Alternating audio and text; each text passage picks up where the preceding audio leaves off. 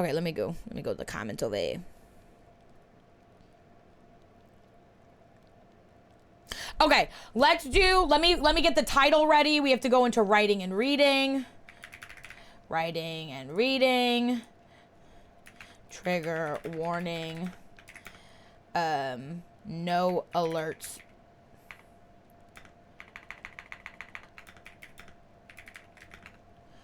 Okay, ready?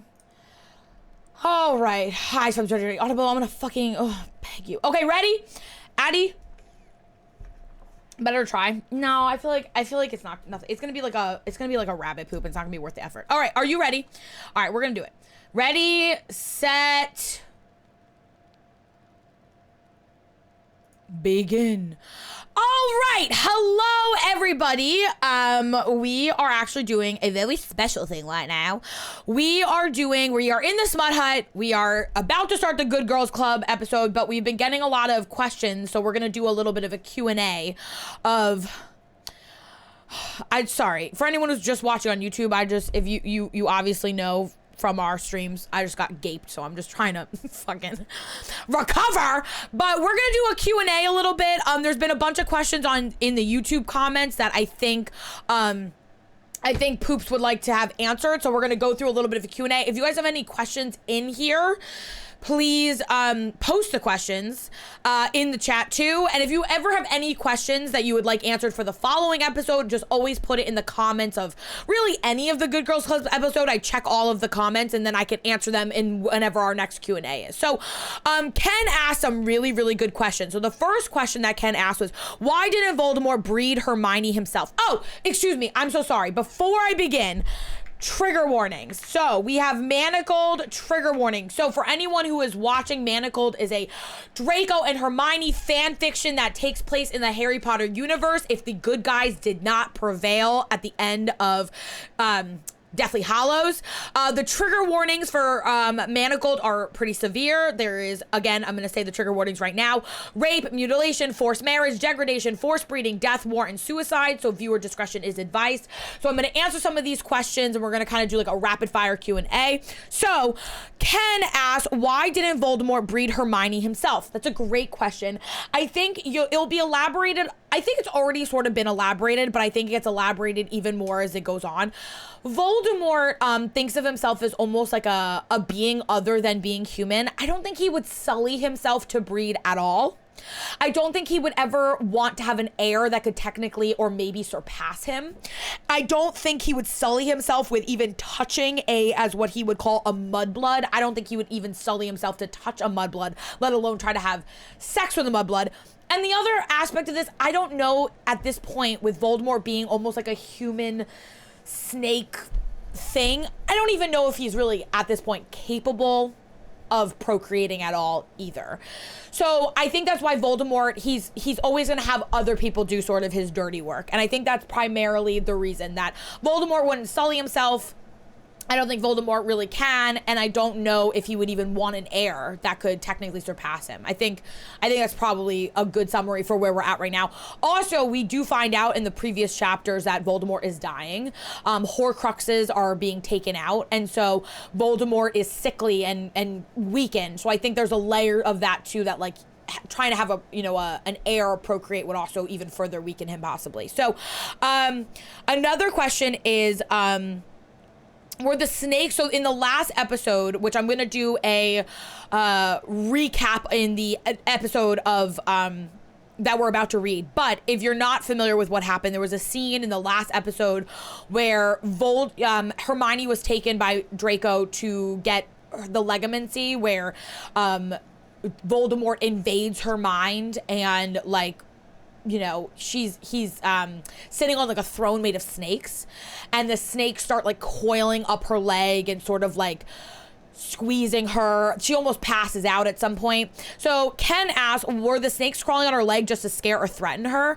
So I think that scene is supposed to demonstrate a really good visualization of a couple different things. I think the visualization is that I think it's supposed to be that Voldemort is not even really human anymore. He's almost this like like I said, like a humanoid snake. The snakes are a representation of him. And I think that Hermione being a mudblood is so disgraceful to him. Her also being utilized in this breeding program. She's not even a human being.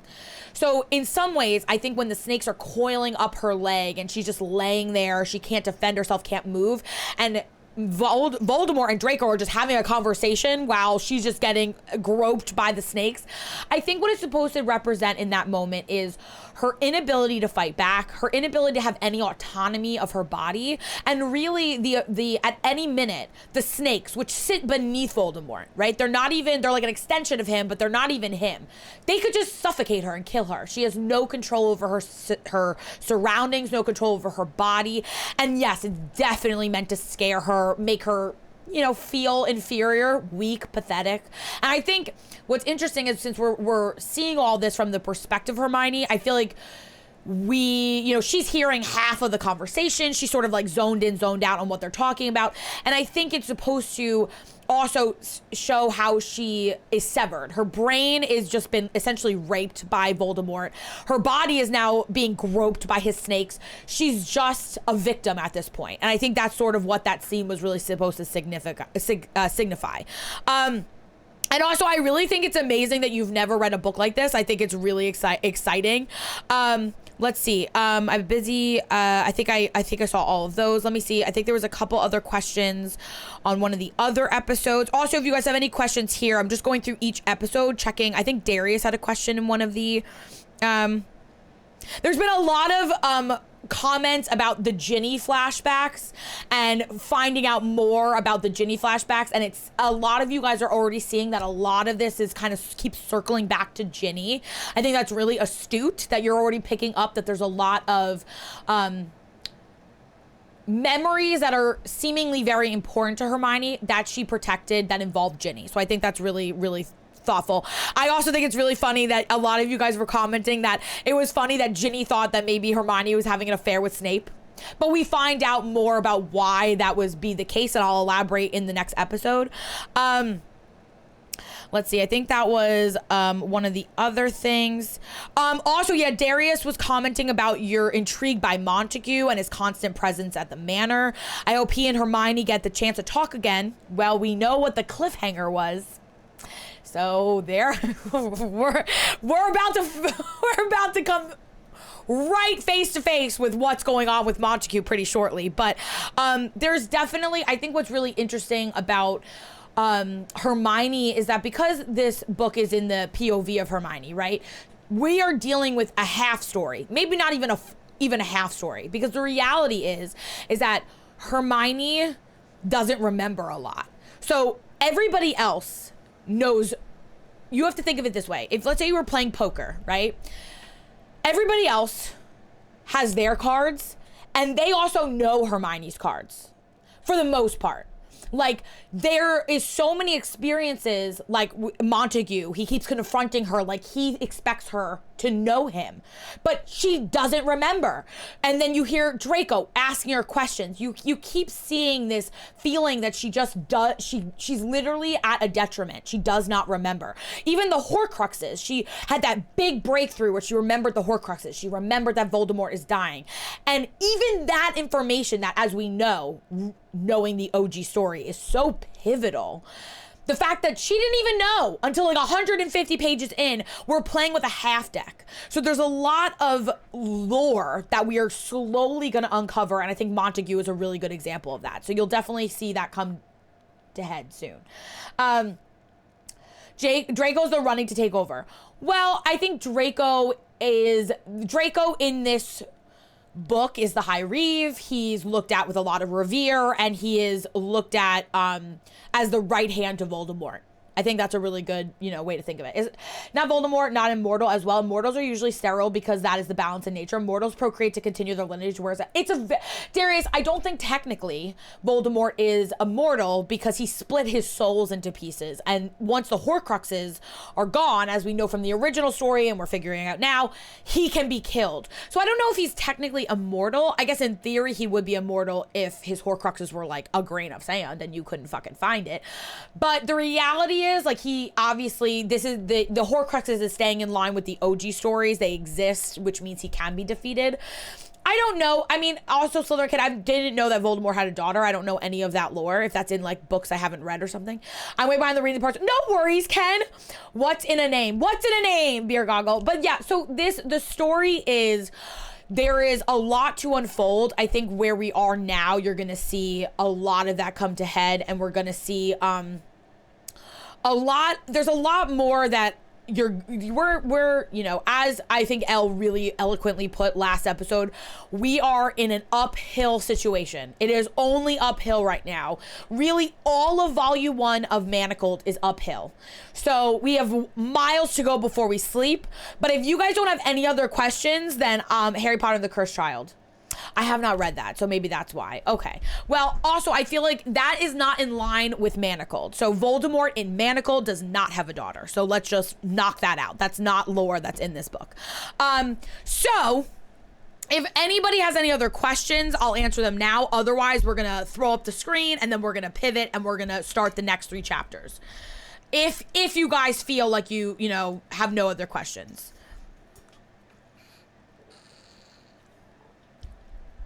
Just want to make sure. I don't think I missed any. I don't think I missed any other questions that I'm aware of, although some of them might be in other episodes, but those are the ones that stuck out. Oh wait, there are 7 comments on this, sorry. Are we good? All right, if we are good, that is going to finish our Q&A.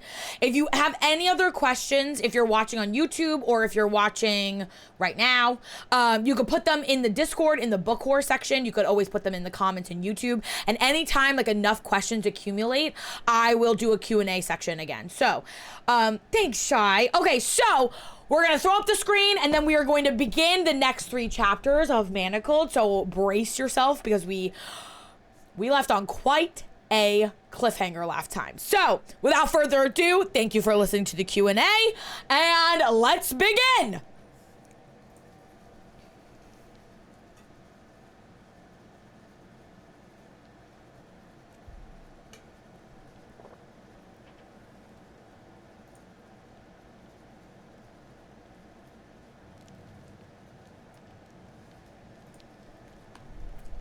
I want to make sure, Addie, did you highlight it? You got it, Weddy? Want to make sure you're good, Addie.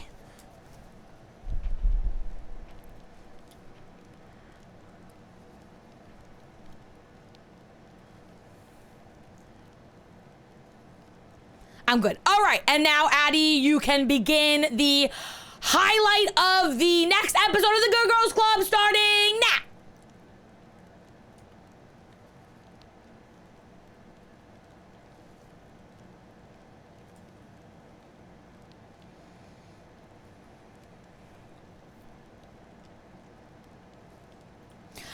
Hello, everybody. Hello, welcome to the Good Girls Club inside the Smut Hut during Smutty Saturday. Today, we are going to be reading chapters 19, 20, and 21. We are reading Manacled, which is a Draco and Hermione fan fiction. This is based in the world if the good guys do not prevail at the end of Deathly Hallows, and what would, in my opinion, really happen, unfortunately, to all of our heroines and heroes and everybody who really we hope would root for the best. And we are we are still in volume 1, but we are really getting to some of the real crux of the story. If you are watching right now, the Manacled has some pretty significant trigger warnings. So again, I'm gonna just read the trigger warnings before we begin. They are rape, mutilation, forced marriage, degradation, forced breeding, death, war, and suicide. So viewer discretion is advised. So, where are we at in the world of Manacled? There has been a ton that has been unveiled and going on. So, as a recap of sort of where we're at, I'm going to try to include as much as I can without it taking too long. So, we have Hermione, who was put in deprivation, isolation for 16 months after the Order of the Phoenix lost the war. Harry was defeated by Voldemort. All the Weasleys were essentially exterminated. And basically all the good guys as we know it have been exterminated by mostly the High Reeve. The High Reeve is, as we find out, Draco Malfoy. who has become like the right hand to Voldemort. Hermione in isolation for 16 months, occluded, which means she kind of did layered magic on her own mind, which protected very pivotal memories after the war, during the war, things that Voldemort desperately wants access to, but can't seem to get to. Hermione is taken out of isolation to be thrown into a breeding program where she is essentially brainwashed, given magical manacles that are bound to her and Draco by blood. She is assigned to Draco, the High Reeve, as his essentially breeding mare, I guess. And her goal, not her goal, but the goal is to create more wizarding children. She is whisked away to Malfoy Manor, where she has been now for many months. During that time, we find out that Hermione has pretty significant PTSD. During her time in isolation, she was so mentally resilient and strong, but she made herself feel safe by being in a contained space. Because she was under isolation and she couldn't see or hear anything and really had no sense of track of time, it created PTSD where she even just walks into a hallway. She has very crippling, horrible anxiety attacks. We see as she's been at Malfoy Manor, again, reminder, trigger warnings, that during her fertile window, Malfoy does, rape her, and they have not yet become pregnant. We find out that Hermione is slowly remembering some of her memories, a lot of which have to do with Ginny. We remember, she remembers that Ginny came to her sort of frantic, asking for contraception. We remember a conversation with Hermione and Ginny about Hermione having no one, really essentially being like alone, being, like very isolated. We find out that Hermione had extensive training to become an incredibly important healer. For 2 years, we find out that she was sent to Romania to study to become not only a potions mistress, but like the absolute top-notch healer that the Order of the Phoenix desperately needed. All the other, healers were essentially wiped out during a raid by Voldemort. But during that time, while she was away for those 2 years, we find out that Ron and Harry really, trauma bonded. They became even closer than friends. They were like brothers, even more than Ron was with his biological brothers. They became almost codependent on each other. We find out that also, and this is a very important note, that Hermione is the only one in the Order of the Phoenix desperately trying to get them to use dark magic. We find out that even this many years into war, the good guys are refusing to use dark magic of any kind. And she's not advocating to just like torture people or like do these terrible, gut-wrenching things to them. She's just advocating, can we just self-defend ourselves with a dark magic curse? Like, it doesn't have to be that we're stooping as low as them, where we find out that there's a wizard named Dolava who is creating horrific curses, torture curses, which we find out that for a period of time, Ginny was being held as a captured, essentially, guinea pig for Dolava to do terrible, terrible things to, amongst other wizards who were there as well. It's very in line with, like, if you think Nazi Germany and things like that. So that is what the curses are terrible. And this Dolava, she talks about numerous times.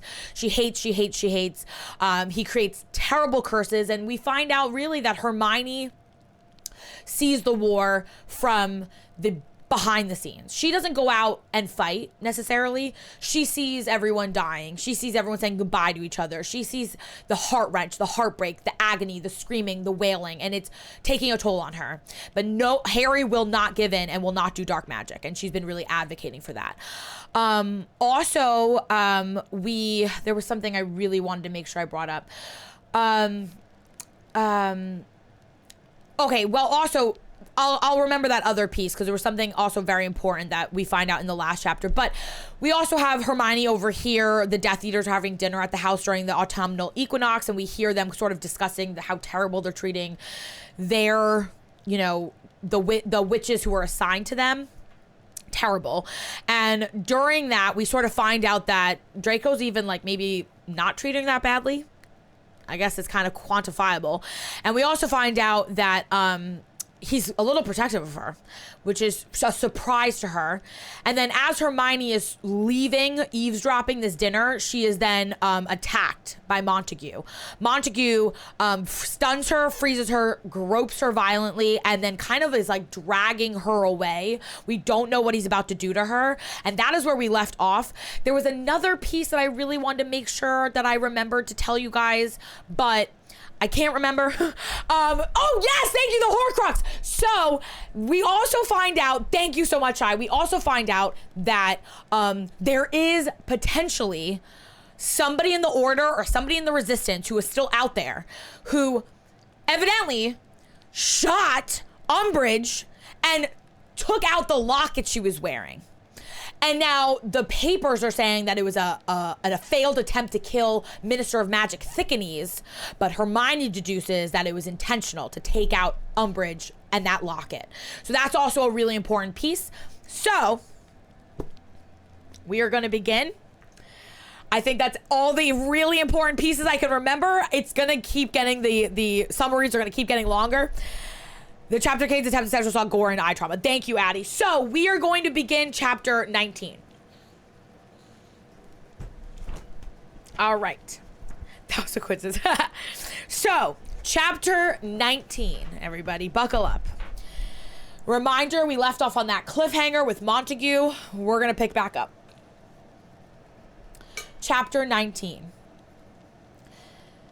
There was something isn't right about this, Hermione thought as she was pushed against the hedge and her dress was ripped open.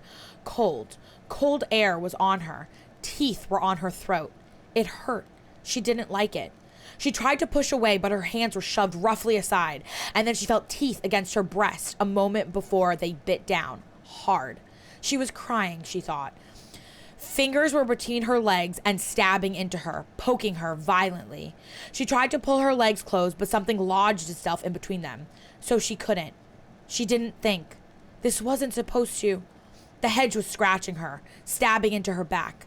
Fingers kept digging inside her, and teeth kept biting her shoulders and breasts. Then she was on the ground. She could feel the gravel of the path under her hands. Sharp, cold little rocks. Something she didn't want. It was about to happen. She wasn't sure what. Was it something to do with Malfoy? A man was kneeling between her legs. Montague. She stared up at him, glazed. Her fingers were twitching, clawing through the gravel. He leaned down towards her. His face was very close to hers. Maybe he was going to tell her a secret? Something was prodding her between her legs. She felt she should know what, but she couldn't remember. Something that wasn't supposed to happen. A secret? From Malfoy? But she didn't want to. Malfoy would know if she had a secret. He was always in her head. She tried to tell the man, but she just cried instead. Then, suddenly, the man was gone, and there was a loud crashing noise. She turned and found the man smashed into the wall of the manor. Malfoy was kicking him so violently that there was a cracking sound. Hermione sat up and watched. Malfoy picked the man up by his throat and pulled him up the wall until they were eye to eye. How dare you? Do you think you'd get away with this, Montague? You didn't seem to care about her, Malfoy, Montague rasped. I assume you didn't mind sharing, seeing that you let Astoria out to play. The mudblood was supposed to be mine. You cut in line. I was the one who caught her. She was mine. She will never be yours, Malfoy sneered as he made a vicious stabbing motion and sliced through Montague's shirt and into his stomach. Without hesitating or lowering Montague from where he was holding him, Malfoy shoved his hand inside Montague's abdominal cavity and started pulling organs out and winding them around his fist. Montague was screaming and thrashing. Malfoy drew out a handful of intestines far enough that they glittered in the moonlight. If I ever see you again, I will strangle you with these, Malfoy said in a voice of deadly calm. He dropped the intestines so that they hung down Montague's front like watch chains. Malfoy scourgified the blood and other fluids from his hand as he watched Montague stumble away, whimpering and sobbing and trying to stuff his intestines back inside his stomach.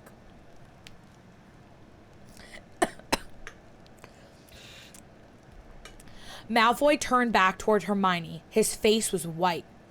You idiot. Why? Did you come out tonight? Hermione sat placidly in the gravel and stared at him wide-eyed. She thought she should say something, but she wasn't sure if she remembered what it was. Something about Malfoy, she thought. That's what she meant to tell the man, Montague. Malfoy always comes for me, she whispered. He stared at her, his jaw locked and his fists clenched for several seconds before he appeared to swallow something. What did he do to you? He said in a low voice, kneeling down next to her. He tried several counter charms on her before suddenly one clicked, and then, like ice water, reality crashed down on Hermione. A strangled sob ripped itself out of her throat, and she wrapped her arms around herself. Her robes were shredded, and she could feel the bite marks all over her body. She couldn't stop shaking. Malfoy was kneeling beside her, utterly expressionless. He reached out slowly and took her arm.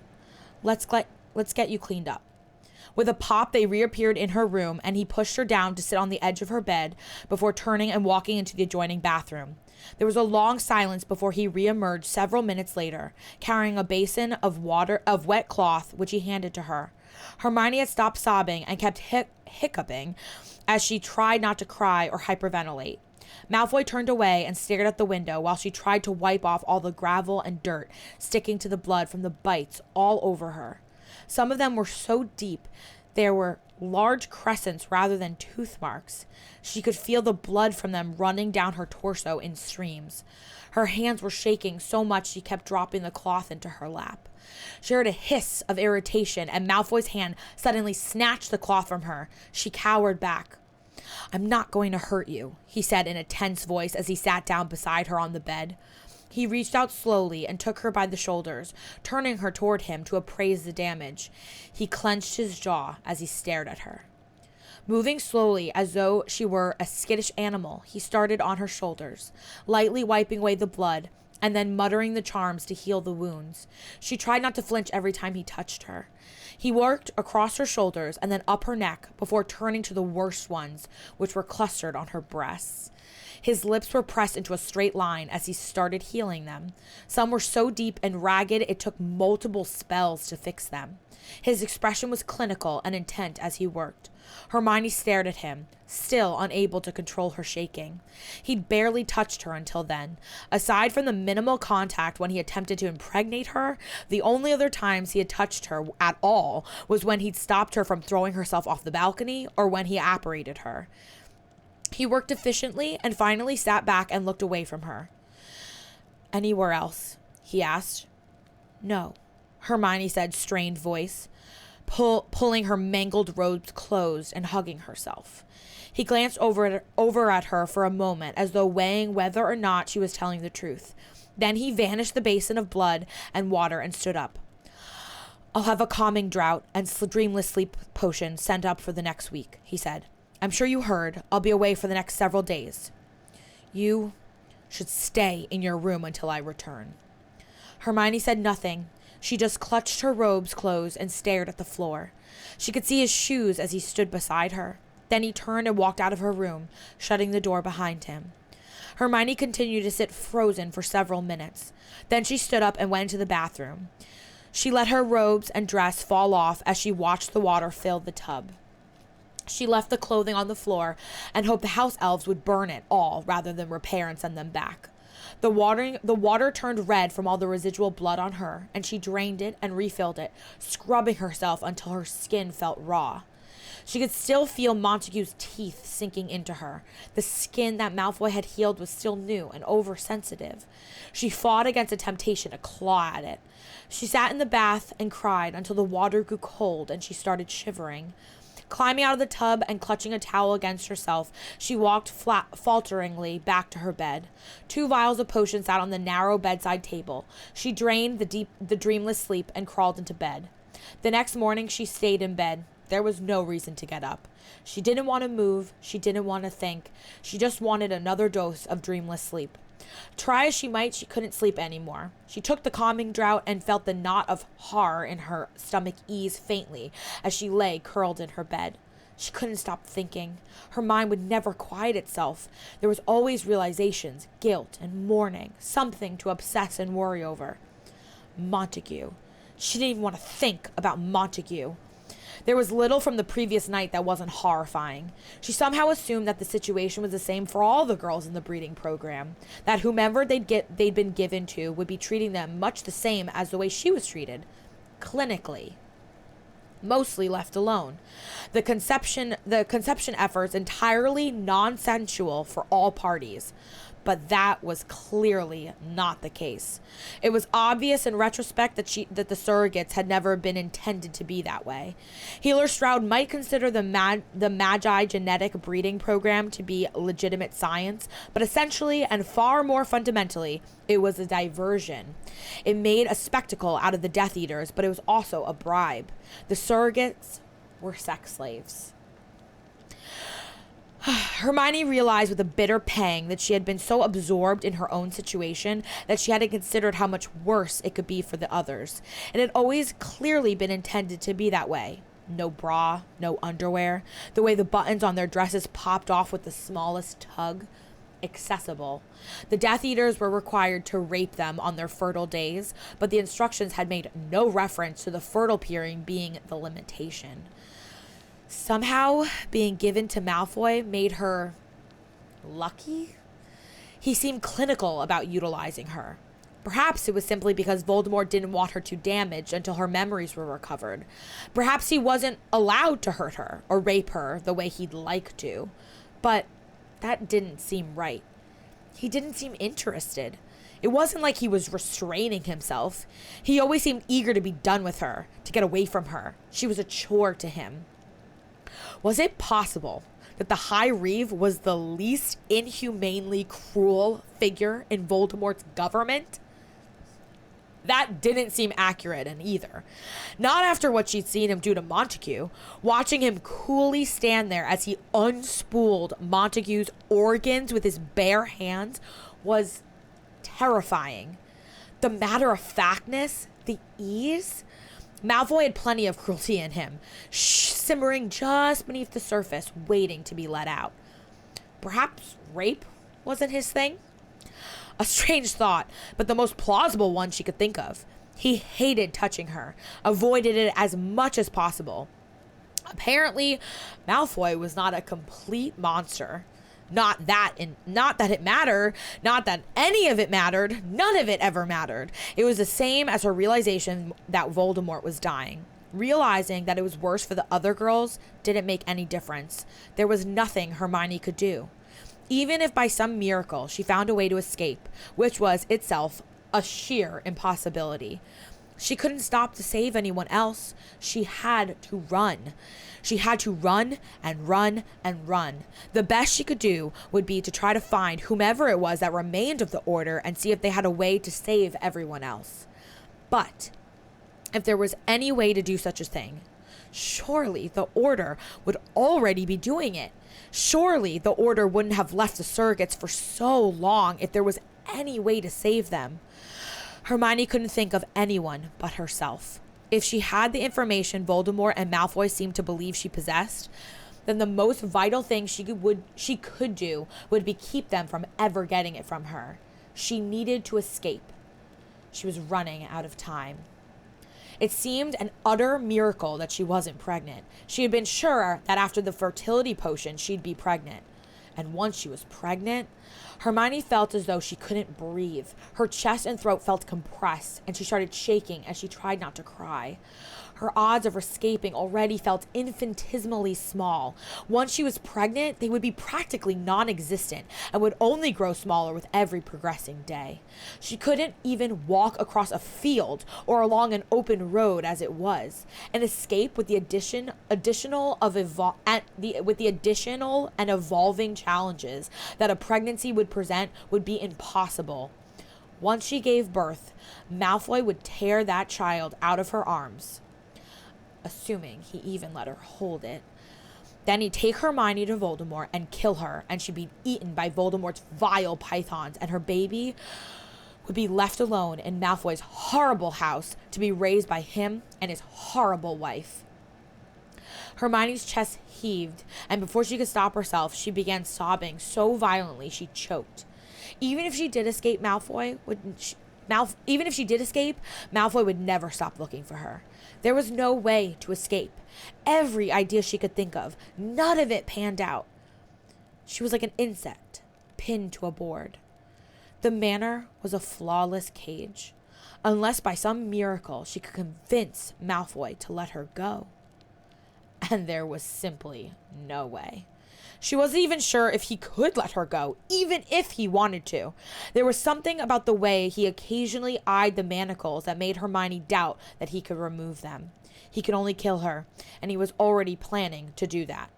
She rolled on her back and stared up at the canopy in despair. There was no way out. She would never escape. She'd be pregnant soon, and she would never escape. The wave of depression eventually made her fall asleep. Hermione barely left her bed for the next several days. She was staring out the window when the door of her room abruptly exploded and Astoria strode in, wand in one hand and a newspaper clutched in the other. Hermione stood quickly and Astoria stopped. They stared at each other for a minute. Astoria hadn't approached Hermione since the night she led Hermione to Malfoy's room. Hermione's fingers twitched nervously. Astoria had been there because of Montague. "Come here, mudblood," Astoria commanded in a sharp voice. Hermione crossed the room reluctantly until she stood only a few feet away from Astoria. Her heart was pounding, and she had a strong sense that the conversation they were about to have was going to end badly. Astoria was pale, brittle. She was impeccably dressed and groomed, but there was a sense of unraveling about her. The earrings she was wearing were trembling faintly, and her eyes were narrowed into slits as she stared at Hermione. "I know you, Snoop. Have you seen this story?" Astoria said, lifting the newspaper up so that Hermione could see the picture of the front page. Hermione had been too depressed to even look at the Daily Prophet since the equinox. Her gaze dropped down to study the photo, and her eyes widened. On the cover of the Daily Prophet was a picture of Malfoy, calmly disemboweling Graham Montague in the middle of St. Mungo's waiting room. Hermione only could stare for a moment before Astoria twitched her hand and folded the newspaper in half. "I have to admit," Astoria said in a voice of unnatural sounding calm, "when I first heard the news that Draco had publicly killed Graham, I thought he'd finally noticed." Astoria's lips twitched and she stared away from Hermione. "I tried to be the perfect wife when I was chosen," Astoria said. "Draco Malfoy's wife. There was really nothing to compare it to. The most powerful general in the Dark Lord's army. All the other girls were so jealous. Of course, it was arranged, but I thought he'd eventually realize that I was right for him, that I was a good wife. I did everything. I joined every board, every charity. I was the perfect wife. I was perfect, but he never cared." Astoria shrugged and gestured carelessly with her wand hand. Her nails were painted silver and caught in the light. "People don't know, but he didn't even live here. We got married and he just left me here in this house. Never so much as gave me a tour of the manor. On our wedding day, he brought me here and left me in the foyer. Didn't bother to even consummate it until I was supposed to be fertile. And then, once the healers determined I was barren, Draco didn't come here at all. He just disappeared. I never knew where he was. I couldn't contact him. I thought maybe I could get his attention if I made him jealous, but he never cared what I did. Eventually, I accepted that was how he was." The bitterness of Astoria's expression twisted her face into something both ugly and terrifying. "But then you came along. Astoria's voice shook with resentment. And then he moved in and he turned the entire estate upside down in order to ward it and make sure it was safe. Took you for walks and gave you a tour of the house. Hermione started to open her mouth to point out that Malfoy had been ordered to do those things. Shut up! I don't want to hear from you, Astoria said sharply, baring her teeth. The newspaper was crumpling in Astoria's clenched fist and smoldering faintly. And then Graham started paying attention to me, Astoria said. Her voice trembled as though she was holding back tears. He was so sympathetic, and he kept me company at all the events that Draco never showed for. He wanted to see everything I had done, and he noticed all the things I'd done to impress Draco. He wanted me to show him all around the manor to see how I decorated it. He had the idea of a New Year's party here at the manor, and dinner parties, and even an equinox party on the veranda of the North Wing. He was very specific about it being the North Wing. Astoria's voice trailed off, and she stared out the window for several seconds. When I heard Draco had killed Graham, I thought Draco had finally noticed. He was just busy before. But then, Astoria twitched, it crossed my mind. Graham first approached me the week after the Daily Prophet wrote that vile article about you living here. He wanted so badly to come to this estate rather than go to a hotel or his townhouse. He was quite insistent.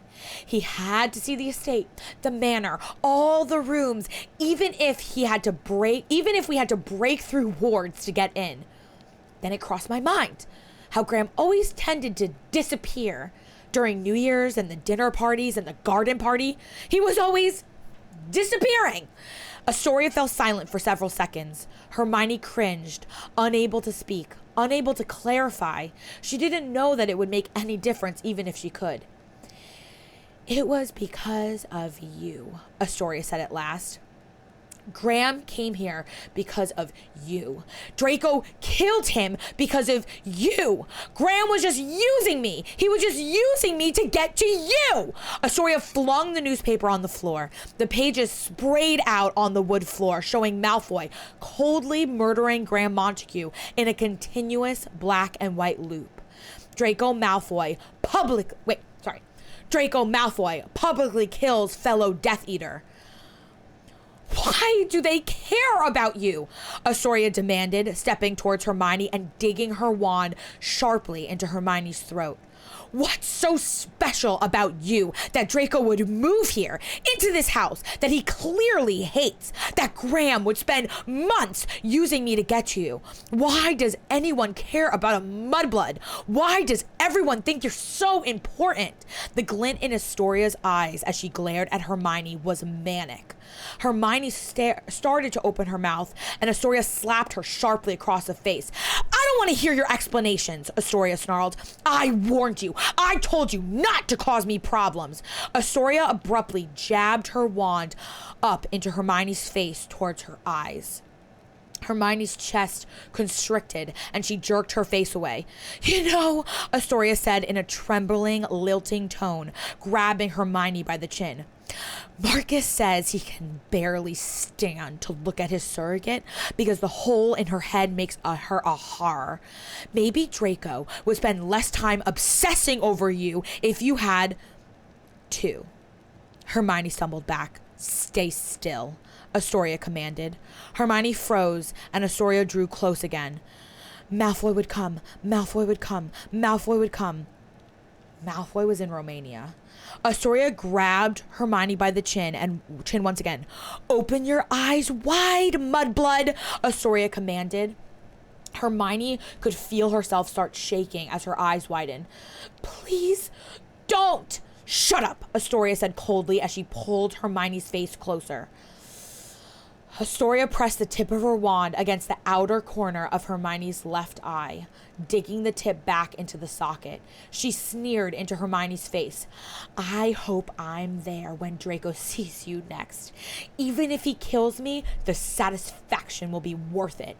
Hermione tried to tear her face away. Astoria withdrew her wand momentarily to immobilize Hermione with a quick hex, freezing Hermione in place before stabbing her wand roughly into the side of Hermione's eye again. The pain in Hermione's eye was increasing. She could feel that her eyeball was on the verge of being pulled from her socket. Her whole body was shaking and she couldn't move. The sound of her panicked breathing cut through the surreal realization that Astoria Malfoy's face might be the last thing she ever saw.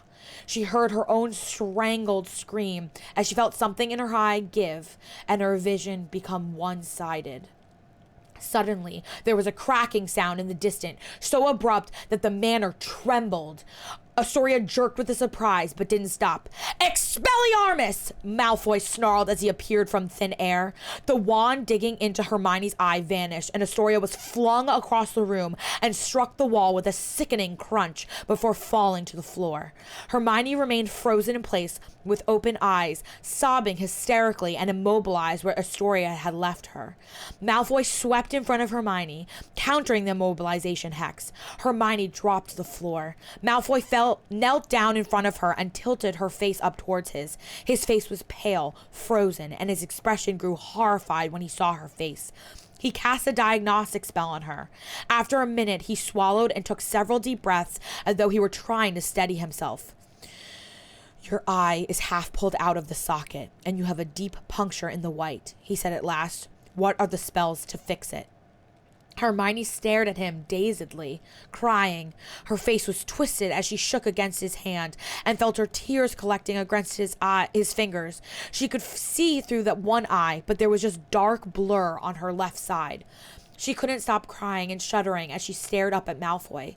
She knew she should know the answer to his question, but she couldn't remember. She could just feel the spot where Astoria's wand had punctured her eye. She couldn't see. Malfoy inhaled sharply, and his expression hardened as he stared at her more intently. "I need you to calm down so you can tell me how to fix it," Malfoy said. The command was heavy in his tone. Hermione choked down a sob and tried to breathe. She wanted to close her eyes, but she couldn't because Astoria had tried to pull one of them out. She gasped raggedly several times, trying to compose herself.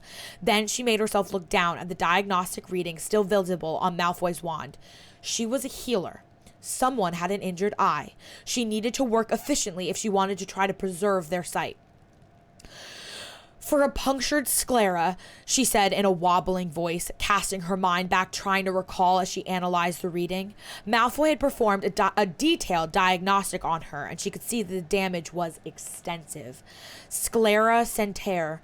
You have to say it rhythmically. "Sclera center." You have to say it rhythmically, almost singing it.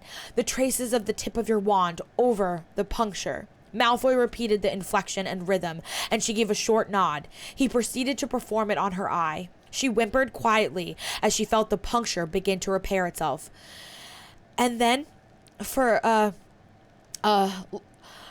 luxated left eye," she said in a voice that was calmer than she felt, "it's Oculus Sinister Retero." And the wand movement, she cautiously, half blindly reached towards Malfoy's wand, and when he didn't jerk away from her, she closed her fingers over his and demonstrated the delicate spiraling motion. "Don't do it too quickly, or you'll over-retract," she added. Malfoy nodded. Hermione felt her eye slide back into place in her head. The dark blur was slightly better, but it was still like staring through a heavily fogged window. Malfoy cast a new diagnostic. "How much can you see?"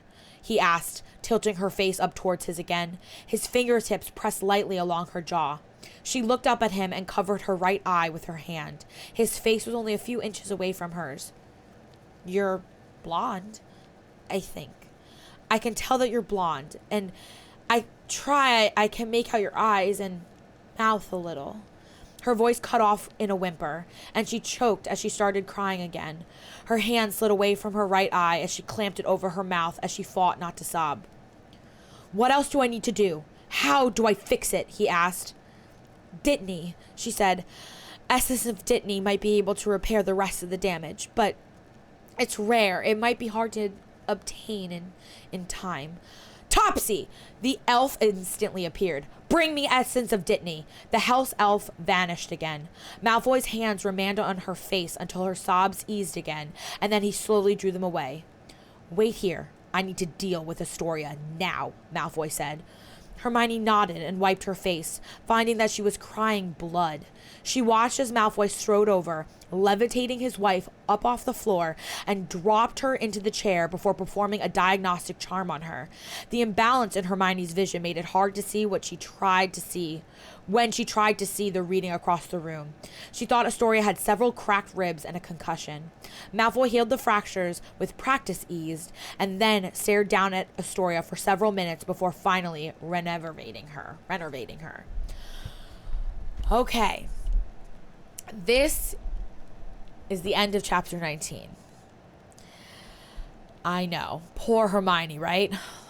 After what happened with Montague and now what happened with Astoria, it's heavy. It's hardcore. Stick with me.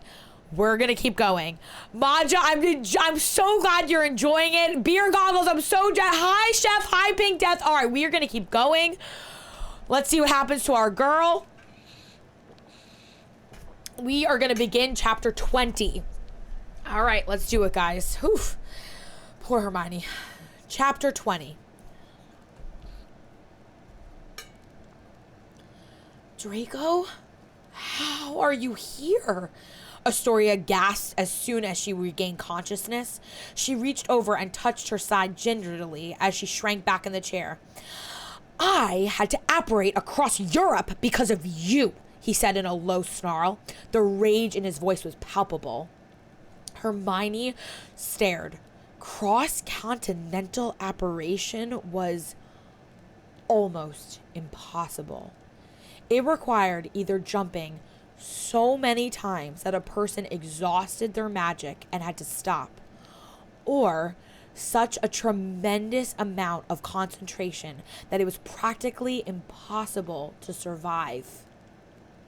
Most people who jump more than a few countries splinch themselves to death. If Malfoy had actually apparated so far, he should be nearly dead from magical exhaustion. In that case, it was no wonder the manor had shaken. The power and concentration to successfully perform such a jump would explode like a shock wave from a sonic boom. There was probably a room in the manor that had been reduced to splinters.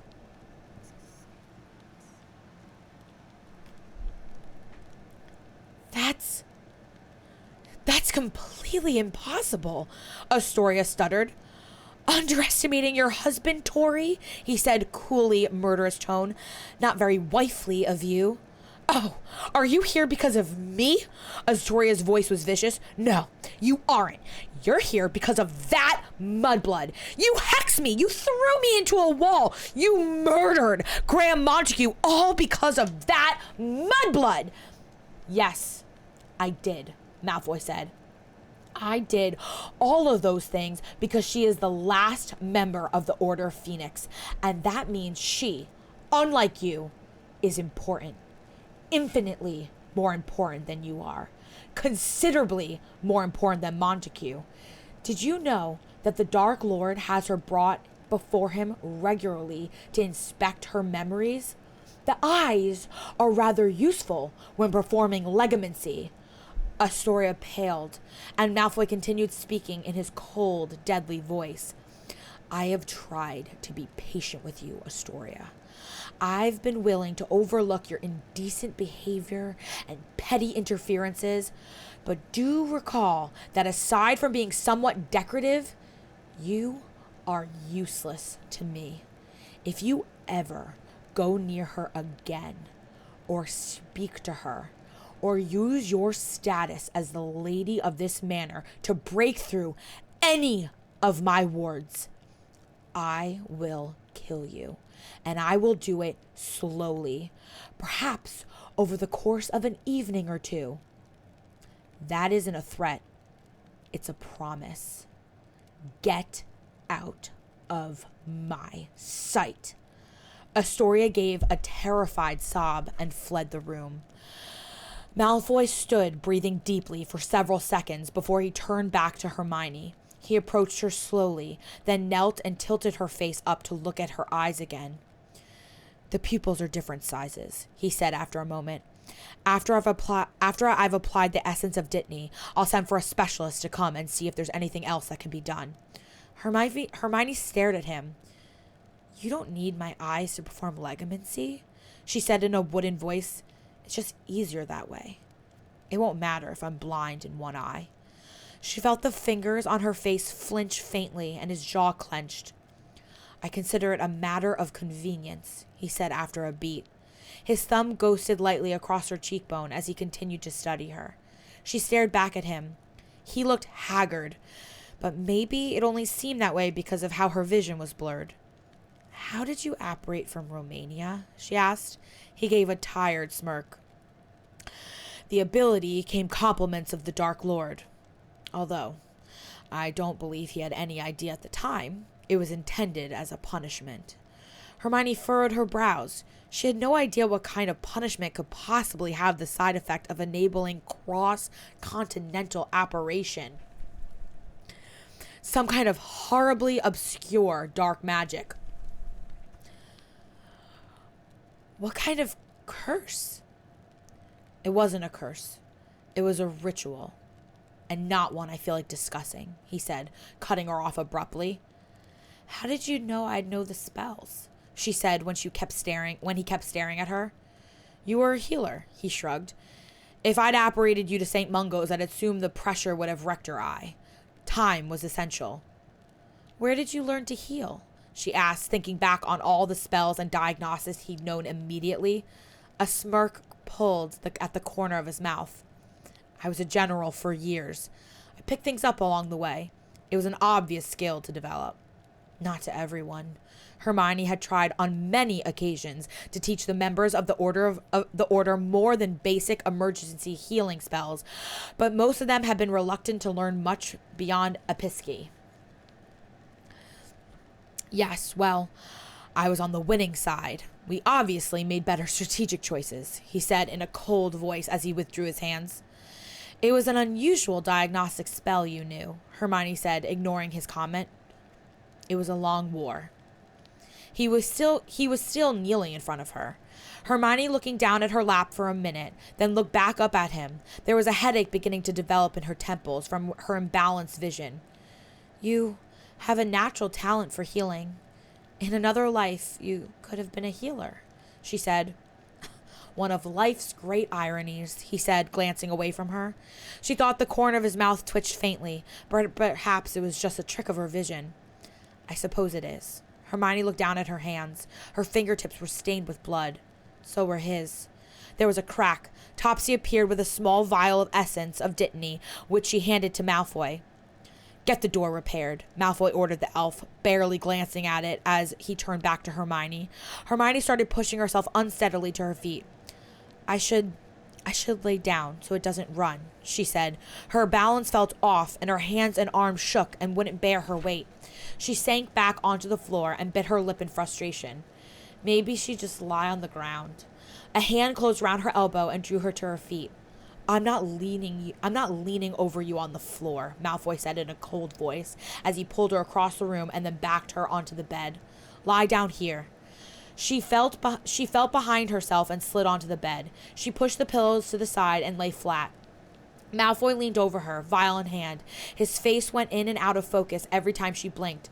Dark, light, dark, light. How many drops? He asked. Hermione hesitated.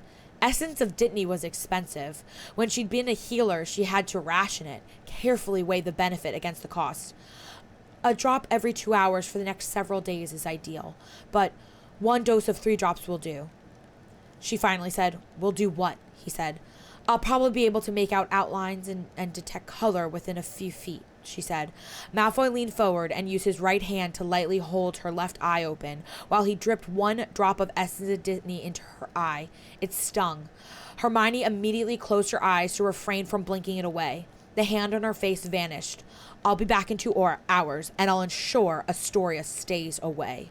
She heard his receding footsteps and raised her hand to hold up her left eye closed so she could watch him go. He stumbled slightly when he was near the door, as though he were unsteady on his feet. Hermione closed her eyes again and lay still, willing herself not to cry. Don't cry. Don't cry, she told herself. It would waste the Dittany. Malfoy reappeared 2 hours later with a specialist, an elderly woman dressed in lime green robes. The healer's expression was drawn, but he seemed determined to hide his discomfort. He barely glanced at Hermione. Sclera punctures are quite a nasty business, the healer said in a wheezing voice as he conjured a chair beside the bed and looked back towards Malfoy. Not always much that can be done. Besides, basic healing charms aren't much for preserving sight. We'll have to see what there is to work with. She was the one who told you which spells to use? Malfoy gave a short nod and leaned against the wall. The healer turned towards Hermione and cast an unfamiliar ocular diagnostic charm. Hermione stared at ribbons on color floating over her head, but didn't know how to read them. The healer was silent for several minutes as he manipulated the diagnostic. This is quite exceptional repair work, the healer said in a tone of surprise after giving the ribbon a final prod with the tip of his wand and sending little sparks of light into it. The ribbons flickered and twisted in response. What spell did you have him use? The healer asked, finally looking down at Hermione's face. Sclera Centaur, she said. His eyebrows jumped. You probably would have lost your sight if you'd gone with a more common spells. Where did you learn this kind of healing? He asked in an astonished voice. Austria, France, Albania, and Denmark, Hermione said, her voice subdued. I moved around. My specialty was healing the dark arts and casualty injuries. Really? The dismissive quality in the healer's behavior toward Hermione faded, and he studied her thoughtfully. I applied to study in Albania back in '64. Couldn't get in. My wand work wasn't precise enough. Beautiful hospital. The old magics department was Europe's finest. It was, Hermione said, her voice wistful. Pity how the terrorists destroyed it during the war, the healer said. Then again, he eyed Hermione's clothing and wrist, and his lip curled. I suppose you were one of them. Not one who ever attacked a hospital, Hermione said. It had been a favored tactic of Voldemort's attack places that should have been neutral and frame the resistance It had been a favored tactic of Voldemort's attack places that should have been neutral and frame the resistant terrorists for it. It had helped ally the public with Voldemort and driven the resistance further underground. Hermione remembered when they'd gotten word that an Albanian hospital had been blown up. There had been almost no survivors. All the healers who had mentored Hermione had died in the rubble. The resistance in Albania had disappeared soon after. The specialist continued to study the diagnostic reading over Hermione for several more minutes before he made it vanish with a flick of his wand. He cast a few charms that Hermione felt sink in, and it grew strangely cold feeling towards the front of her brain. Then the healer leaned forward and added a drop of essence of Dittany to her eye. I think you may actually make a full recovery. Keep the lights low and apply essence of Dittany every 2 hours during the day and an extra drop just before you go to sleep for the next 2 weeks. Do that, and I think there may end up being little to no long-term impairment in your vision. Hermione watched one-eyed as he stood and turned toward Malfoy, straightening his robes pompously. I must say, that is an exceptional little healer you've got there. When you told me what happened, I was expecting she'd end up mostly blind in the eye. Centaur spells are quite obscure and injury-specific. It's remarkable she had the presence of mind to distinguish that it would be appropriate for repairing the particular type of puncture. Quite fortunate, Malfoy said, his tone bland. Is there anything else you recommend? I'm under strict orders to keep her in good condition. I don't want anything overlooked. Well, perhaps a cool compress. Essence of Dittany works best in the eyes when it's kept at a cool temperature. And, nourishing food, chicken broth and the likes, to help heal the body. She probably knows. Very well, Malfoy said, straightening and indicating toward the door of Hermione's room, which the house elves had repaired. The healer looked down at Hermione again. Quite exceptional, he said again in a wondering tone. Pity. Such a waste of a talent. Malfoy said noncommittally. And you, sir, quite remarkable you could perform this spell so well. Very impressive collaboration. You could have been a healer yourself. So I keep being told. Malfoy said with an insincere smile. Do you think St. Mongoose will still hire me after I murdered someone in their waiting room? The healer blanched. Well, what I mean is, if there's nothing else, I'll see you out. Malfoy cut him off and strode from the room. Hermione spent most of the next several days in bed. A house elf arrived every 2 hours with a vial of essence of Dittany, watched her as she applied a drop to her eye, and then popped away again. After 4 days, her vision within an arm's length was mostly recovered, but beyond that radius, things became blurry and hurt to try to focus. Malfoy did not appear again, but Hermione thought she heard his footsteps in the hallway. Then Healer Stroud came. You had a rather unfortunate month, I hear, Stroud said, conjuring the medical table and waiting for Hermione to approach. Hermione said nothing as she went over and seated herself on the edge of it. Stroud pulled a vial of Veritaserum out, and Hermione opened up her mouth and accepted the drop on her tongue. Stroud cast a general diagnostic on Hermione, and then both studied it. Hermione's eye was doing better. Her sodium levels were normal. Her cortisol levels were extremely high. They were always high, but there was a marked spike in them. Stroud sighed and wrote something in Hermione's file before casting a pregnancy detection charm. Hermione already knew what the result of the charm would be. She stared pointedly at the clock on the wall. Her imbalanced vision meant she couldn't make out the numbers anymore, or even the hands unless she closed her left eye. There was a long silence, so long that Hermione finally looked back and found Healer Stroud had cast a more detailed diagnostic on Hermione's reproductive system.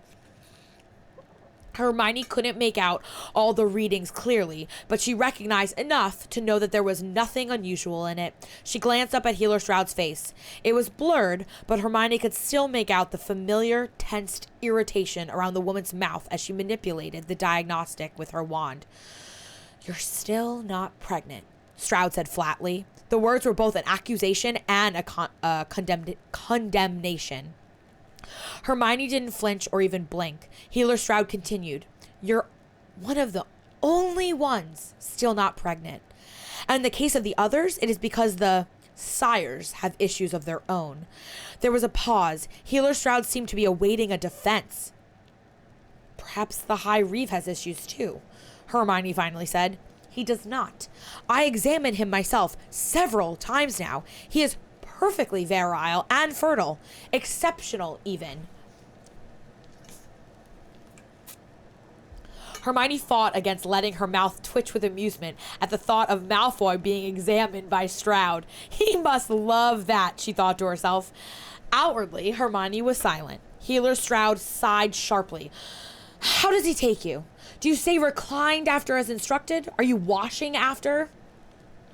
The questions were suspicious. Hermione felt her cheeks flush as she was compelled to answer the questions. There's a clock there on the wall. I always wait for the allotted time before moving. I follow all the washing instructions. The portrait can verify it. Healer Stroud's eyes were narrowed. And how does he take you? Hermione stared intently at the blurry clock until her head began to throb. On a table. What? Healer Stroud said sharply. He conjures a table in the middle of the room and he has me lean over it. He takes you from behind? Hermione felt her cheeks and ears growing hot. Yes, he's very clinical about it. How many times a day? Once a day for 5 days. There was a long silence. Well, Healer Stroud finally said. Then she leaned over and tapped her wand twice on one of the manacles on Hermione's wrist. There was an immediate flush of heat. A minute later, there was a sharp rap on the door and Malfoy walked in, looking as cold as Hermione had ever seen him. She could just barely make out his face as he walked towards Healer Stroud. She closed her left eye in order to try to see him more clearly. You called, he said. She's still not pregnant, Healer Stroud announced. Malfoy looked neither surprised nor disappointed by the announcement. How unfortunate, he said coolly. Indeed, it's beginning to become anomalous. There is nothing I can find to account for it. Healer Stroud's eyes were narrowed as she stared at Malfoy. Hermione's curiosity was suddenly piqued. Did Healer Stroud suspect Malfoy was trying to avoid impregnating Hermione? Was he? Why would he? He should have been desperate to get her pregnant. If not for an heir, at least in the hopes that the compatible magic would finally corrode and break through the magic protecting Hermione's memories. The Dark Lord may have reason for concern if she continues to be unfruitful. As you know, his desire for it is dual in nature. Indeed, I am aware, Malfoy said, a dangerous edge entering his tone. Then you should have no objections if I make some recommendations as to how to increase the odds of success. Malfoy inclined his head. Anything in service of the Dark Lord. No more tables, then, said Stroud in a pointed tone. There was a flicker of something, possibly irritation in Malfoy's eyes. Fine. And have her in a reclined position, Stroud said, raising her chin, with less detachment. A sneer curled onto Malfoy's lips. Before he said anything, Stroud added, magical pregnancy is more complex than merely the biological process of fertilization. It can require a connection. Otherwise, we could be utilizing Muggles' methods for the repopulation effort with far greater convenience for everyone. Really? Do all the other pregnant breeders you have attribute their conditions to the connection they have with their sires? Malfoy drawled. She is exceptional in her magic, as are you, Stroud said, her expression stiff. According to some theories, such power causes the spark of life to require more persuasion, unless there's some other explanation you can offer. She gave Malfoy a long look, which he returned without blinking. Hermione was certain Stroud did suspect Malfoy of doing something to interfere. Fine. Excellent, Stroud said, her mouth widening in a thin smile. After all, the Dark Lord is quite eager for access to be gained to those memories. If the conception efforts continue to fail, we may find ourselves obliged to consider other sires. I was under the impression that using magical pregnancy to unlock the memories necessitated that the father be the legamins, or it may result in miscarriages, Malfoy said in a lightly cutting tone. That's true. The Magi genetic familiarity is important. However, it wouldn't necessarily need to be a paternal familiarity. Half-siblings, for example, could be another option. I've heard rumors that your father may be recalled to Britain. Hermione felt herself wobble, and her throat contracted as though she were going to be sick. Malfoy's expression didn't flicker, but he paled visibly, even in Hermione's blurred vision. Healer Stroud continued, and there was a taunting quality to her voice. I haven't mentioned the option to the Dark Lord yet, but I know how eager he is for the progress. It would be a disappointment for me to have to recommend it. As a scientist, I must admit, I'm particularly curious to see the progeny from two such uniquely powerful individuals. But my first loyalty is to the Dark Lord. So, if this particular pairing is still unfruitful after 6 months, I feel I'll have no option but to offer an alternative solution. Of course, Malfoy said, his tone calm, but with an edge to it that Hermione recognized as cold fury. Was there anything else? Nothing else, High Reeve. Thank you for your time, Healer Stroud said. Malfoy turned on his heel and vanished through the doorway. That is the end of chapter 20. That is the end of chapter 20. We have one more. We are one away. We are going to begin chapter 21. Chapter 21. Hermione remained seated on the exam table in a state of horror. The grating, scratching sound of Healer Stroud's quill in Hermione's file continued along with the endless, monotonous ticking of the clock. Hermione's mouth felt parched and she struggled to swallow. There was a sour taste in her mouth. She tried to breathe evenly, but found that her throat had closed, and she could do nothing but sit rigidly and try not to pass out at the thought of getting handed over to Lucius Malfoy. Lucius Malfoy, who was insane, far more insane than Bellatrix Lestrange had been, who always broke the rules and crossed lines and somehow managed to use his silver tongue to save his skin, who could have killed Arthur Weasley, but instead chose to curse him in such a way as to steal the Weasley's patriarch's mind and leave his body intact for his family to care and mourn over.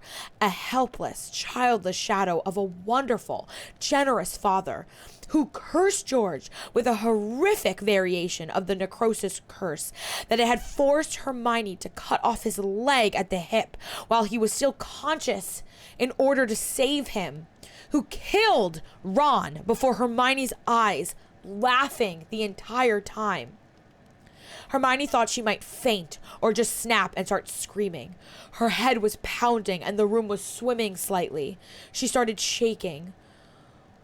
"What's wrong?" Healer Stroud asked. Hermione flinched. "You just threatened to hand me over to Lucius Malfoy." "I'm hopeful it won't come to that," Healer Stroud said in a bland tone. "And if it does, well, we can have it supervised if there's too much concern that Lucius will overstep himself. It's unfortunate I can't redose you with the fertility potion this month. I'll have some potions sent that should at least ease things and possibly improve your odds of success." Hermione fell silent and didn't speak again. She felt so ill with stress, she wondered if she might be poisoning herself. Malfoy arrived late in the evening, and she stared at him listlessly. His expression was hard, set jaw and cold, flinty eyes, but also tired. He was probably back to hunting down the last member of the order, or perhaps he was worried that his father was going to kill her prematurely. She studied him, trying to divine from his expression why on earth he would have done anything to intentionally not get her pregnant. Hermione couldn't think of an explanation for it. She kept turning it over in her mind, but couldn't come up with anything that seemed plausible. She reviewed the possibilities. It could be because he found the idea of being the biological mother of his heir so objectable, but Hermione doubted that was the issue. For one thing, aside from using Mudblood as though it was her given name, he didn't seem to care much about blood purity. He didn't treat Voldemort's victory like it was a testament to pure blood superiority, nor did he treat Hermione's imprisonment as being due to her dirty blood. Whenever he spoke of war, he referred to the sides as being set apart primarily by idealism versus realism. In Hermione's experience, bigots were obsessive with their bigotry. Draco Malfoy at Hogwarts had been a little parrot of his father's bigotry. The Draco Malfoy of the present? Hermione wasn't sure what he was obsessed with. Hermione, if Astoria were to be believed, Hermione didn't know what to believe. He always had such a smooth answer and a compelling excuse for all his behavior. Why wouldn't he want her pregnant? She couldn't imagine where that fit strategically. She hadn't wanted to be pregnant, but now, knowing what lengths Healer Stroud and Voldemort might go to in order to ensure it, she still felt utterly nauseated at the thought of having Malfoy take her on the bed with less detachment of getting pregnant, of not getting pregnant, and then getting handed over to Lucius. No good options, just worse and worse, until she thought she was going to finally just have a mental breakdown. She couldn't stop thinking about it, and every time she reviewed the options again, she felt as though she were going to be violently ill. Malfoy cast a diagnostic charm on her and studied it. "How much can you see now?" he asked. Hermione laughed abruptly. She had no idea when she'd last laughed. Years before, most likely.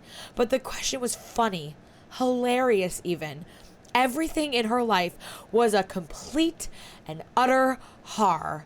And somehow, Malfoy's first concern was her eyesight. He kept her prisoner in his house, raped her on command, and he was concerned about her vision. She couldn't stop laughing. It kept going on and growing, increasingly hysterical sounding, and then she wasn't laughing. She was actually crying. She was crying and crying and crying while she rocked on the edge of her bed, and Malfoy just stood there the whole time, staring at her, expressionless. It took her 20 minutes before she finally stopped sobbing. Then she just sat there, hiccuping and holding her hands over her eyes as she tried to breathe. She felt as though she were hollow on the inside, as though she had sobbed out everything inside of her, and all that was left was a shell. Finally, she was quiet for an occasional hitching of her breath as she stared at the floor and wished she'd just die. Feel better? The corner of her mouth twitched, and she shrugged tiredly. As close to better as I'll ever feel, she said. She stared at his hands and noticed his fingers twitch subtly. She glanced up at him. What were you tortured for this time? She said. He smirked as he slid his wand up into his right sleeve. Clearly, you haven't been following the news lately.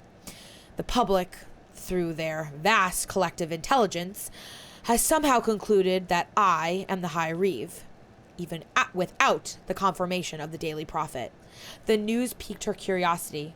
Because of Montague? He shrugged.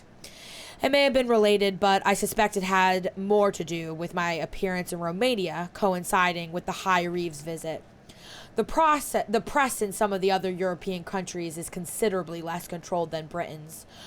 Once one paper starts saying it, it doesn't take long to spread. I am now publicly acknowledged as the Dark Lord's prodigy. The previous anonymity was for my protection, of course. Of course, Hermione said. But you were punished for it? Other people are dead, he said, eyes cold. I was merely chastised. So, just 2 minutes of the Cruciatus, then? Hermione said in a biting tone. 5. Hermione felt herself pale with horror as she stared up at him. He gave a thin smile. Don't worry yourself on my account. My conscientious little healer. It was days ago. Oh my god, I can't read. I'm sorry. Don't worry yourself on my account, my conscientious little healer. It was days ago. I live on. There was a pause. Why did you kill Montague? She asked. She had been lying in bed for days and wondering about it. If he was going to kill Montague, why not have done it immediately? Why publicly? Malfoy smirked. I was wondering when you'd finally ask that question. I would have thought it was obvious. He blatantly and intentionally interfered and endangered my assignment, despite being repeatedly warned that you were not to be tampered with in any way. I would have done it more formally, but with my trip, I was unfortunately short on time. So you killed him in the middle of St. Mungo's? She said, eyeing him doubtfully. Well, I was going to kill him in his hospital room, but he tried to run. I improvised. Malfoy's expression was indifferent. Now, if you're quite done barraging me with questions, I believe we have a legamancy session scheduled. He didn't go through her eyes. Hermione wasn't sure if there was any healing literature about using legamancy following an eye injury, but Malfoy apparently had decided not to risk it and just dove straight through her skull. It hurt a bit more than it usually did, but once he had forced his way through, the pain eased somewhat. Hermione wished there were some way of dissociating while he sifted through her mind, but legamancy dragged the victim through the mind alongside the legaments. Wherever Malfoy went inside her mind, so did Hermione. She had no newly unlocked memories, only fresher repetitions of the old ones, especially Ginny crying. It felt like she dreamt of it every night, always the same memory. It always stopped at the same point. He seemed to almost hesitate before delving into her recent memories. Of Montague, of Astoria, of Stroud's questions before and after his arrival. But the time he jerked his consciousness out of Hermione's mind, he felt as though she had collapsed inward upon herself. Reliving it all was traumatic enough to make her jaw clench until she felt as though her teeth might crack with trying to keep from shattering internally. She rolled over onto her side and curled into a tight ball. Malfoy sighed, the sound barely audible, but didn't say a word. He lingered for a few moments longer before she heard him leave. She lay in bed trying not to think, wishing she could just turn her mind off. Dread swallowed her like a shroud, like the chill of a ghost. It hung inescapably around her. She couldn't shake it. She barely bothered to try. The day after Stroud's visit, she left her room for the first time since the equinox. She kept to the north wing, wandering aimlessly, silent, drifting from room to room, window to window.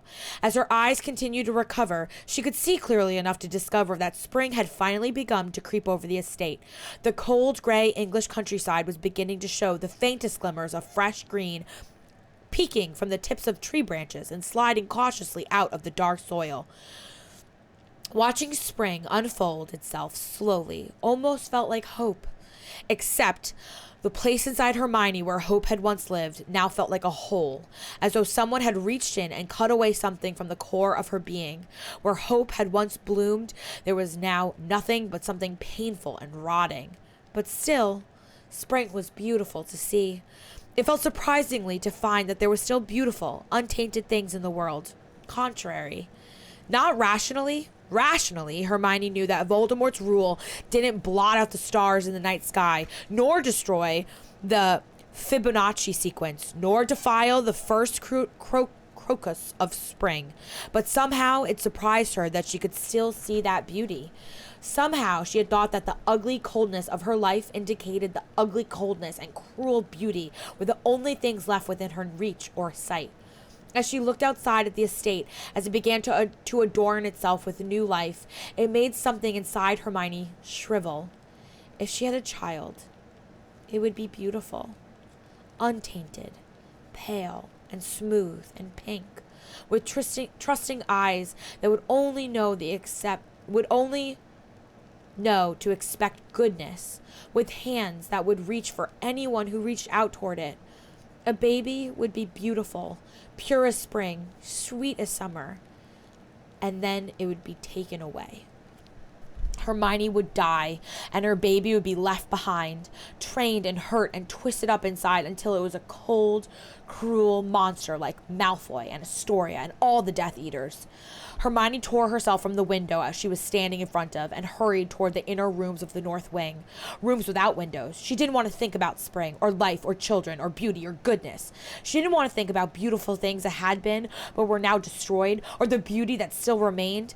It cast the horror into harsher relief until it made it physically painful to think, to breathe, to live. If only a person could die just by wishing it fervently enough. She couldn't eat. She could barely choke any water down. When a set of 5 potions arrived with a note from Healer Stroud, she shoved them into the cabinet in her bathroom. The dread twisted itself tighter around her heart, day after day, knowing her next fertile period was drawing closer and closer. Malfoy walked unexpectedly into her room, and she nearly burst into tears. He looked tense enough to shatter as he stared at her. She shot to her feet as though electrocuted and then froze. There was a pause, and Malfoy looked more uncomfortable than she had ever seen him. I thought sending word ahead of time might just make it worse, Malfoy said, watching her carefully. I haven't prepared, she muttered, looking away from him. You shower every morning. I don't require you to be excessively washed. His voice was sharp as the edge of a knife. Guys, trigger warning. The portrait apparently still kept him appraised of everything she did. Hermione kept standing and staring at him. It felt like the first night when she'd been in his room, trying not to tremble, wondering if she was supposed to just go over and lie down on her bed. Would he want her near the foot or in the center of it? Take this, he said, pulling a vial of something from his robes and holding it towards her. She accepted it and looked at the consistency and color before removing the cork. A calming draught. He watched her swallow it. She felt the potion take effect as her jaw and shoulders loosened and the twisting tension at the base of her skull relaxed somewhat. The knot in her stomach that had twisted itself tighter and tighter for the last 12 days finally eased slightly. While Hermione was taking the calming draught, Malfoy reached into his robe again and pulled out a second potion. She was surprised to see him take it himself. It did not appear to be a second vial of Draught of Peace. If anything, Malfoy seemed more tense and angry after taking it. A libido potion? It hadn't even occurred to Hermione that he was taking anything Had he always been? Aside from the very first night, she never looked at him on those nights. Even then, he could have taken something when her back was to him. Why would he need one? Strata described him as perfectly virile, exceptional. Rape really wasn't his thing.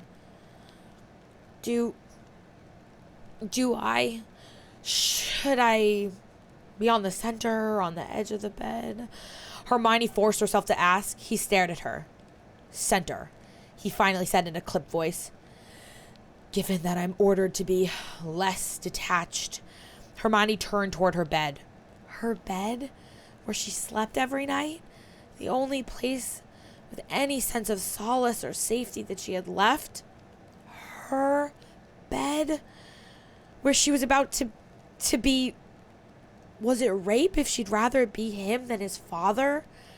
She bit her lip and swallowed hard as she walked over to it and tried not to start crying.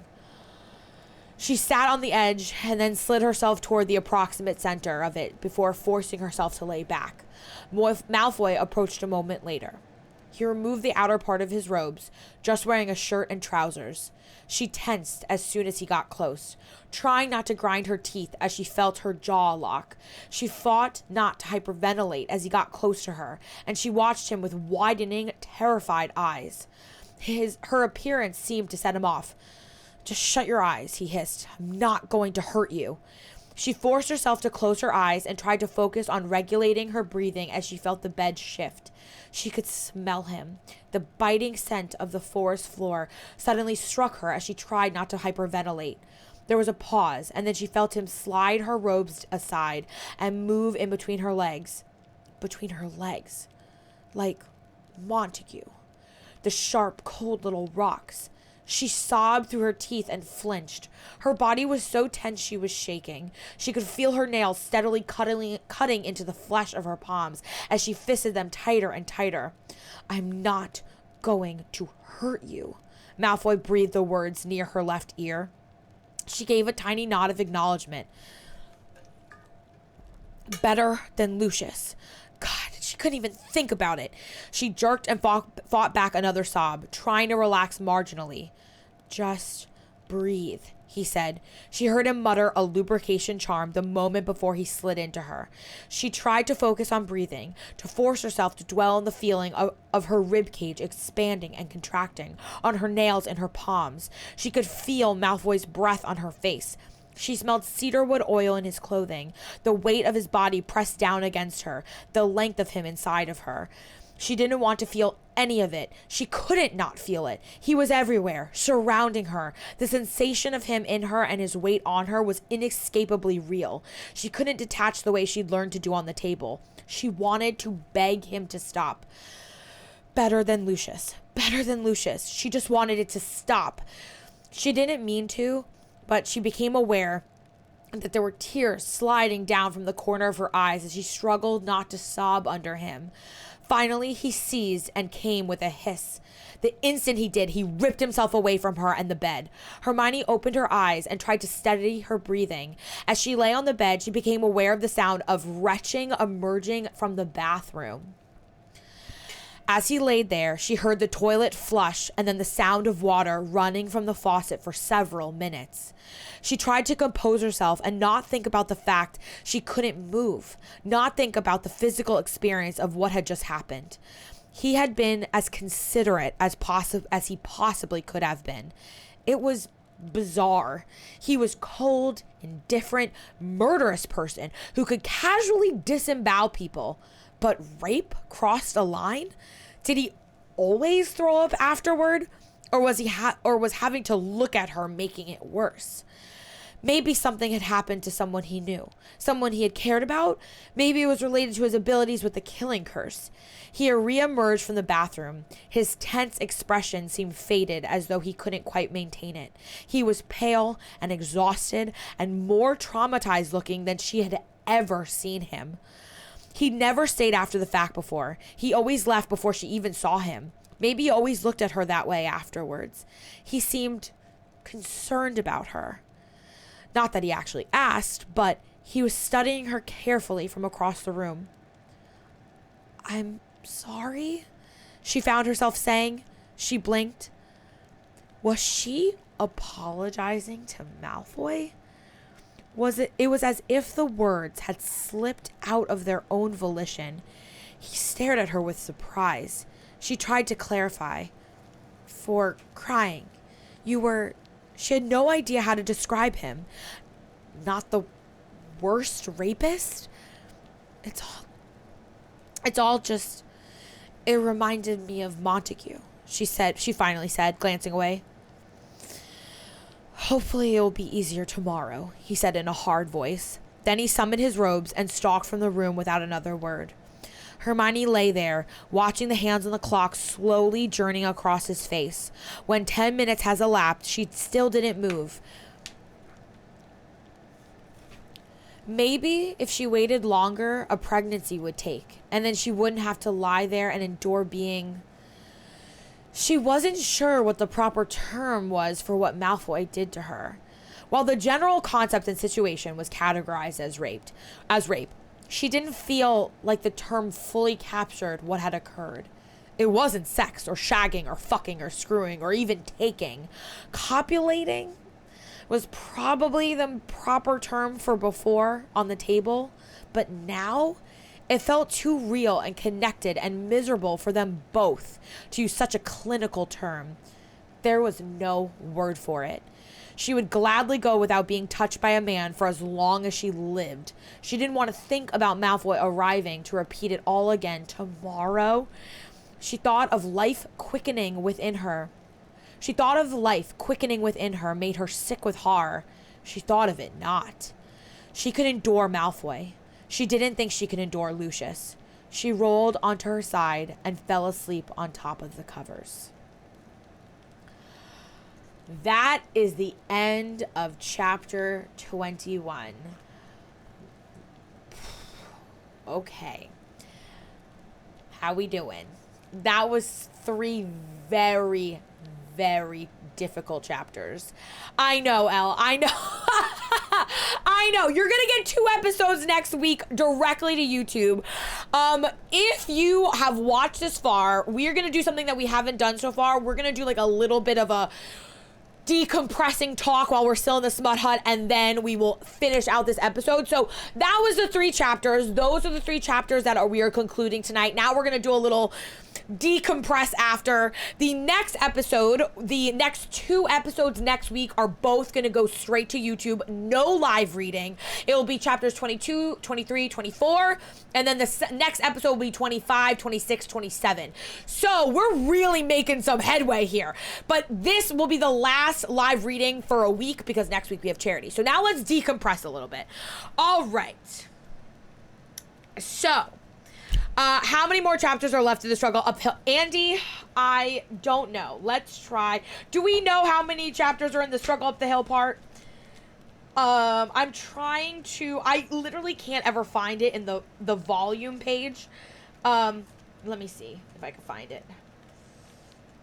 I think we're like almost there. Where does volume 1 end? Do we know? What chapter does volume 1 end?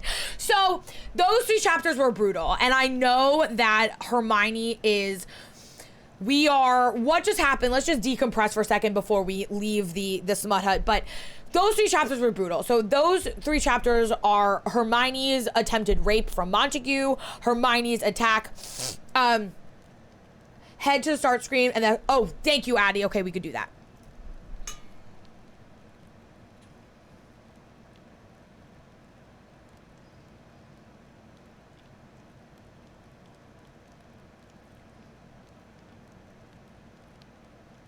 All right, now we'll do the decompress part. So let's just kind of work through. Those are 3 really massive, horrific things. So Hermione's attempted rape by Montague. Malfoy disemboweling him not once but twice and murdering him publicly. We also have the attack from Astoria where she almost took her eyeball out and blinded her, and then obviously this last, whatever you want to call it, where Malfoy and Hermione it seemingly seems like both being forced to do something that it really appears to Hermione that Malfoy also finds abhorrent. So those 3 chapters are really hard. Now I want you to know something. This is really important. I have said this every episode. I would not read you a Stockholm story. That's not where we're at. Also, Shy, I thought you were saying, is he gay or ace? Also, definitely not that simple. This story is incredibly, incredibly complex. You are not going to be able to deduce what is going on until it unfolds. Like, you will not understand. You will not see it coming. You will not be able to guess. It is beyond words ridiculous. I wouldn't read you something so horrifying for the payoff to be that he's, gay. That would be kind of underwhelming in my opinion. It's much more complicated than that. Montague got what he deserved. Montague, I agree, got what he deserved as well. If we're reading into this world, Montague is a monster, and we see that Draco is a monster, but we also see that he is fiercely protective. We also see that it's not just apparent, Astoria, mania, manic reaction, because, she sees it. She sees that Draco is treating Hermione in a way that feels insane, counterintuitive. Hermione in the moment, she's sitting there like, she's a prisoner. She's being forced. She has no autonomy. She's been brainwashed. But from an external perspective, we're already seeing Astoria like, what the fuck? And you're seeing these repeated moments. You have to hold on to these glimmers. Of course, Ken, of course, I love it. Ken, we're doing it. I'm glad I had Draco's character right, and he doesn't want to do it, but poor Hermione's having to. I mean, those 3 chapters were brutal. She just endured 3 traumas back to back. I think one of the hardest parts of where we're at in the story is, again, that uphill part. The payoff will be worth it. I would never read this if it wasn't. I promise. The fact that Addie and I read as insane and, ferociously as we do, and we both have this as literally like one of, if not the top book we've ever read. I promise you, it's insane. It was really beautiful. I was buried under a mountain of uses for the word. Yes, Shy, I will say that this writer uses some words a lot. She uses the word horror a lot. She uses diagnostic a lot. She uses some terminology. I think writers, a lot of them do that. Like, another writer that we talk about a lot in here is Sarah J. Maas. She wrote like ACOTAR, Throne of Glass, all those. She uses she threw up a vulgar gesture. She demonstrated a vulgar gesture. She gave a vulgar gesture. So what's interesting is that like some writers get to like a habit of certain words. She does that. How much more time is it per to remember? I can't see the storyline that makes Andy. I know. Chapter 25. Guys, we're so close. Chapter 25 is the end of book 1. Guys, you are within sight. You are so close. Hang on a little longer. How about this? So we have 22, 23, 24. How about this? We're going to do all of them. Chapter 22, 23, 24, 25. We will. Oh my God, are we really gonna finish out volume 1 without being together for it? Oh my gosh. I don't know. Maybe we should just do a bonus chapter next week. Oh my God. Should we? Oh my God. You guys are 4 chapters away. Like I said, I'm haggling. PS does what? Where does one ask a question for it to be read? So Disco, if you have a question, you can either do it right now. You could do it in Book Whores, or you could do it in the comment section of any of the YouTube videos. You could DM me the question, whatever you want. Honestly, the easiest place for me to catch all the questions is on the YouTube videos. So when we post the chapters, you can type your comments in there, and then I go through them. My guess that Draco and Hermione have a plan to take over together, but she's forgotten. If I'm right, I'm going into a business as a psychic. You can ask here or YouTube. I mean, there's so much more. It's so complicated. There's no way for anybody to deduce what the fuck is going on. Is it bad to say that I have felt indifferent to the reading of this so far? My only reaction was that the dream Hermione had of Ginny needing a contraceptive potion. My thought of might be shagging same. No, Darius, I think that everybody has a different threshold for what bothers them. The fact that none of this has bothered you, that, these sort of tropes, rape, mutilation, it's fine. It doesn't bother me either. Literally, if I was reading it by myself, I'd be like, ugh, but I only feel extra oogie because I'm reading it out loud to you guys, but I read about much worse things than what's happening to Hermione, if I could be quite honest. So, It doesn't bother me either, but I do feel like everyone has a different threshold. I've been lurking in Hermione doesn't have all her no, she does not have even close to all of her memories, Converse, not yet. I have a theory, it might be right. Don't, if you Googled it, don't spoil it. Her stomach liquefied 4 chapters away. We are 4 chapters away. I just really direction. I get excited about writing with too many use of the same word. No, it don't be, it's very common for writers to do that. Do you want to save it for thought? I think we're gonna have to save it. I don't think we should be apart when we finish out this volume. So maybe next week we have no episodes of the Good Girls Club. Oh my God, then are you gonna be able to wait 2 weeks? I say bonus days, so it looks like I entered mid-book. Pink Death, all the episodes are on YouTube. You can watch all the previous episodes. I honestly feel like at this point in the story, once we hit volume 2, you're gonna wanna keep up with everything because it's gonna fucking take off. Right now, you actually can really watch it episode by episode and really understand what's going on, I feel like. Another question, it's not story bound, I'm confused about the title picture. Ask me.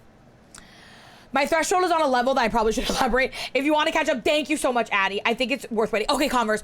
I think it's worth waiting too. So maybe what we should do is, I think I can't believe I'm gonna say this because I look forward to the Smutty Saturdays as much as you guys do, but because we should blast out the last 4 remaining chapters in 1 episode, finish out volume 1.